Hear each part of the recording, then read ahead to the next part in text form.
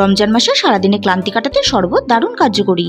তাই ইফতারে বানান সাবুদানা শরবত। এটা বানাতে লাগছে হাফ কাপ সাবুদানা, হাফ কাপ চিনি, 2 table spoon milk powder, 1 table spoon custard powder, 2 cup দুধ। আর নিয়েছি বেদানা, আপেল, তরমুজ, কলা, কালো ও সবুজ আঙুর।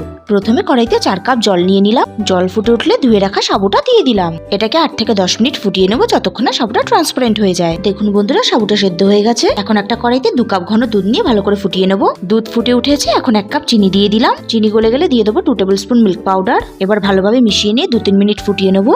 এবার 1 টেবিল স্পুন কাস্টার্ড দুধে গুলে দিয়ে দেবো। এবার কাস্টার্ড দিয়ে ভালোভাবে মিশিয়ে নিয়ে 2-3 মিনিট ফুটিয়ে নেবো। 3 মিনিট বাদে এটাকে একটা পাত্রে আমি ঢেলে নেবো।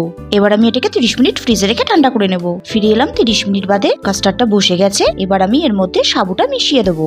এবার একে একে কেটে রাখা ফ্রুটস গুলো দিয়ে দিলাম। ফ্রুটগুলোকে ভালোভাবে মিশিয়ে নিলে রেডি ইফতার স্পেশাল রিফ্রেশিং সাবুদানা শরবত। এবার সার্ভিং গ্লাসে সার্ভ করে বাড়িতে আসা অতিথিদের সার্ভ করে দিন। তাহলে আপনারা ওইভাবে বানিয়ে নিন সাবুদানা শরবত।